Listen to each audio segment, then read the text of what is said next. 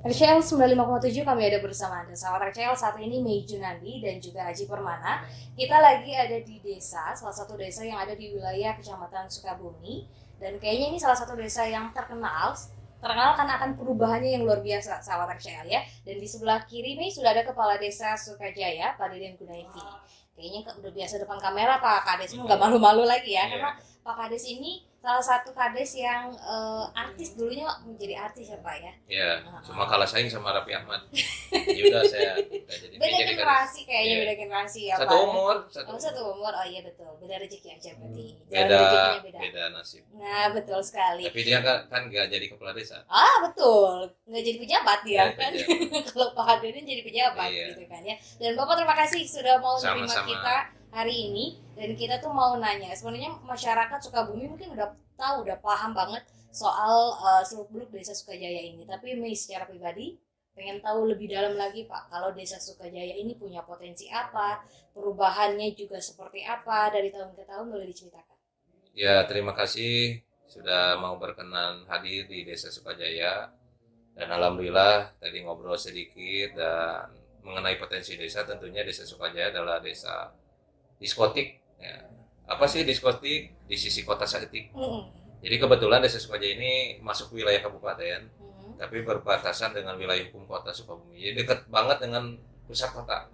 Saya bersyukur tinggal di Desa Sukajaya karena dekat dengan pusat kota. Jadi mau apa-apa mudah. Gitu. Beda dengan teman-teman yang wilayah selatan, yang Jampang, yang Surade, yang Pelabuhan Ratu, walaupun ibu kota Pelabuhan Ratu kan tidak punya mall. Betul. Kalau saya di sini dekat ke mall cuma 5 menit. Gitu. Betul. Jadi mudah lah. Nah ini perjalanan karir saya itu waktu itu 2013 menjadi kepala desa terpilih oleh masyarakat. Yang pada waktu itu usia saya 27 tahun. Ya mudah banget lah dibanding dengan teman-teman yang lain. Nah dulu desa ini desa yang sangat tertinggal. Tapi waktu itu belum lahir Undang-Undang Desa nomor 6 tahun 2014. 2014 baru lahir. Kita diamanatkan anggaran oleh pemerintah pusat, waktu itu masih di angka 360 juta. Nah, makin tahun naik dan alhamdulillah sekarang sudah mau di angka 1 miliar. Tapi perubahan itu tentunya perlu dengan kerjasama dengan masyarakat. Pas saya waktu terpilih menjadi kepala desa waktu itu, karena Desa Sukajaya ini desa pemekaran. Nah, dari pemisahan desa induknya Desa Sudijegirang. Tentunya kenapa desa tertinggal? Karena ditinggal oleh desa itu. Kita melakukan musyawarah desa dengan masyarakat, apa yang harus kita pilih antara pembangunan infrastruktur atau pembangunan ekonomi desa. Kalau pembangunan infrastruktur tentunya cepat dirasakan tapi cepat juga lupa. Misalkan membangun jalan dengan anggaran 1 miliar, mungkin dengan kondisi alam, kondisi perawatan, mungkin 1 tahun 2 tahun jalan sudah rusak. Nah, sepakat dengan masyarakat pada waktu itu kita bangun ekonomi desa, salah satunya membangun BUMDes. BUMDes apa sih? Badan Usaha Milik Desa. ADRT-nya jelas bahwa badan usaha milik desa ini kepentingannya untuk kesejahteraan masyarakat desa. Nah, kita bersama-sama masyarakat waktu itu tahun 2015 mengadakan swadaya, salah satunya BUMDes, dan BUMDes ini menyediakan kebutuhan pokok masyarakat. Kenapa disediakan pokok masyarakat? Saya melihat dari konsumtif masyarakat sering sekali bangga belanja di salah satu toko belanja, misalkan saya sebutkan namanya yang Mart Smart gitu ya. Nah di sini saya ciptakan BUMDes Smart. Sini ada banyak kebutuhan masyarakat dan ternyata kalau kita belanjanya di luar desa tidak sesuai dengan amanat undang-undang desa, karena undang-undang desa ini diamanatkan untuk desa itu bagaimana mensejahterakan masyarakat desa. Tentunya ketika masyarakat belanja di BUMDes, keuntungannya pun akan kembali kepada masyarakat desa. Nah, berjalannya waktu alhamdulillah dan suatu anugerah pada waktu itu kita terpilih menjadi pengelolaan BUMDes terbaik di Indonesia. Bukan di Jawa Barat tapi di Indonesia, karena kita menggunakan sistem keuangan desa melalui online. Jadi sudah tidak lagi uangnya offline atau dikendalikan oleh kepala desa, tapi semuanya non tunai. Gitu. Dan kita bekerja sama dengan beberapa bank karena masyarakat desa itu ternyata banyak sekali para petani, karena di sini potensinya pertanian, tidak mau menabung di bank gitu kan. Ternyata kita akomodir semua masyarakat dan mau menabung di BUMDes. Gitu. Dan kenapa menabung di BUMDes? Supaya perputaran uangnya tetap di desa. Sangat disayangkan kan ketika dana desa ditikam di desa, tapi masyarakat desa belanjanya ke kota. Betul. Perputaran uangnya di kota. Nah, kalau belanjanya di tetap di desa, perhutanian tetap di desa. Contoh, terkadang kita bangga belanja, saya sebutkan saja di Indomaret, Alfamart, tapi tidak melihat dari sisi kearifan lokal. Bayangkan, terkadang masyarakat itu ke warung tetangga saja masih berani nawar, apalagi berani ngajuk. Nah, betul. Tapi kan Indomaret Alfamart nggak mungkin. Bisa. Gitu. Tapi ketika ada tetangga kita yang meninggal, ketika ke musibah, yang pertama membantu kita adalah warung tetangga. Nah itu filosofinya. Dan sepakat Desa Sukaja membuat filosofi namanya tikukur. Apa tuh?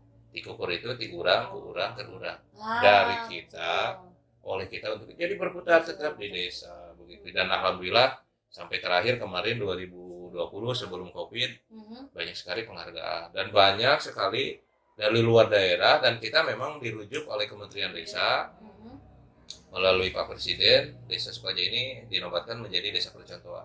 Jadi banyak dari berbagai provinsi dari mana-mana datang ingin mengunjungi Desa Sukaja, dan alhamdulillah potensinya kita punya kampung melon, kampung ikan, kita punya kebun nanas, dan di sebelah sana nanti kita punya kafe, punya grand mini.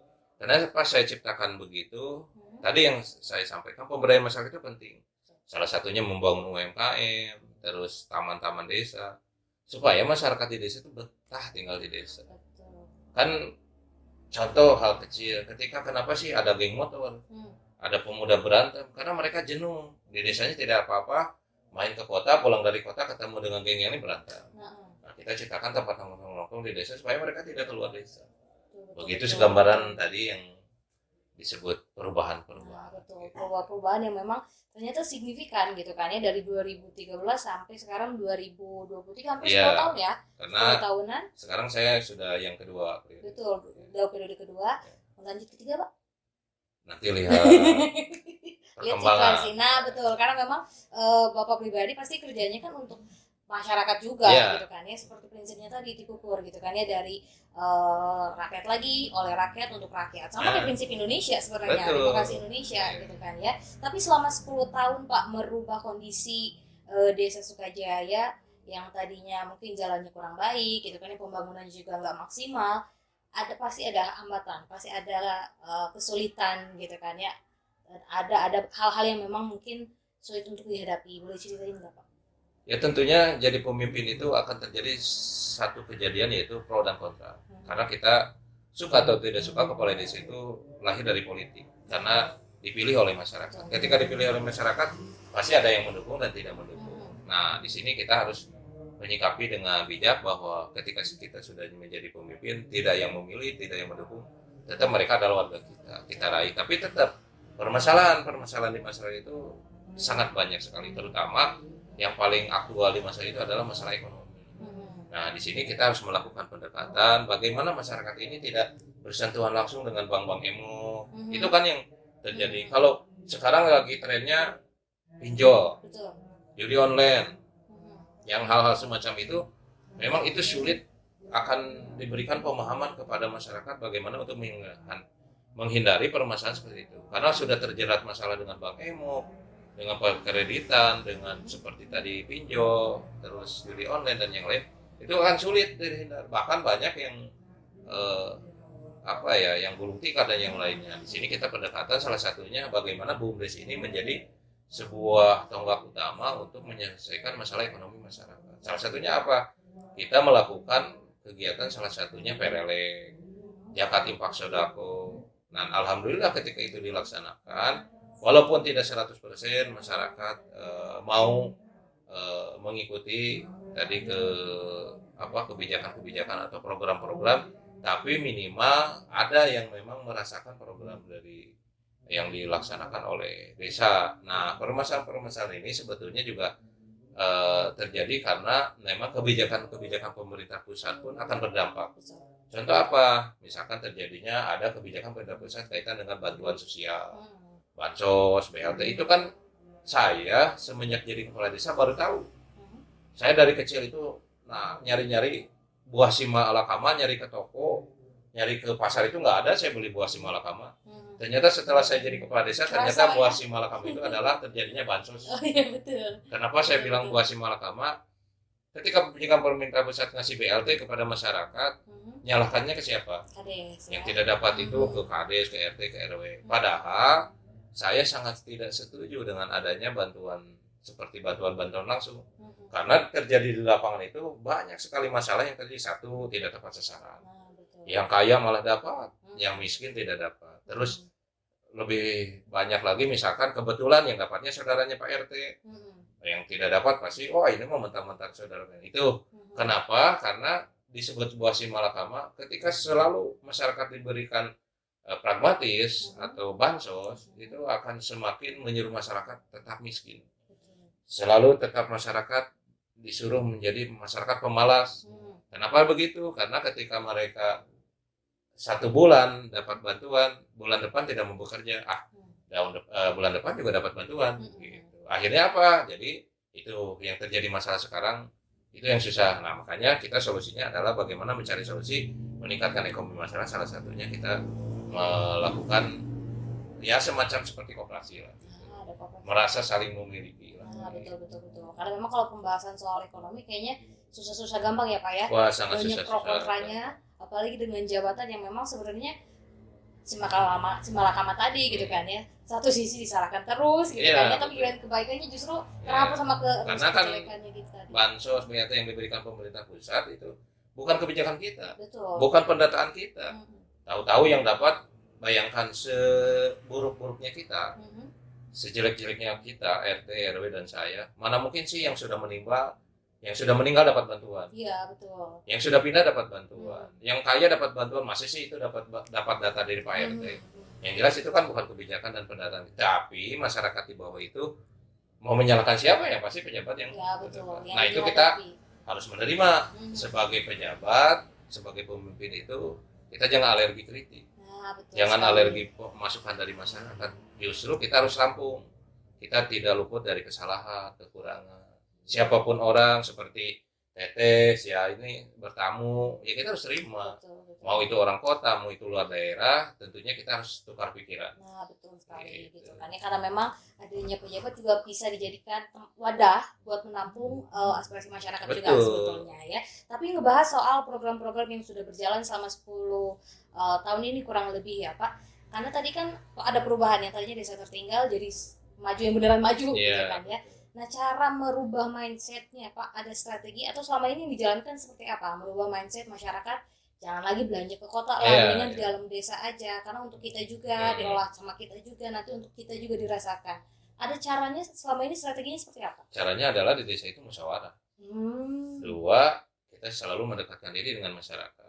3, ya tadi, masukan, kritikan itu jangan dijadikan sebuah kekurangan buat kita. Justru ternyata kita masih banyak kekurangan. Justru ditampung dan dijadikan bahan-bahan evaluasi untuk menjadikan sebuah kemajuan di desa. Nah, salah satunya adalah pendekatan melalui musyawarah. Ketika musyawarah, insya Allah semua itu yang tidak mungkin menjadi mungkin.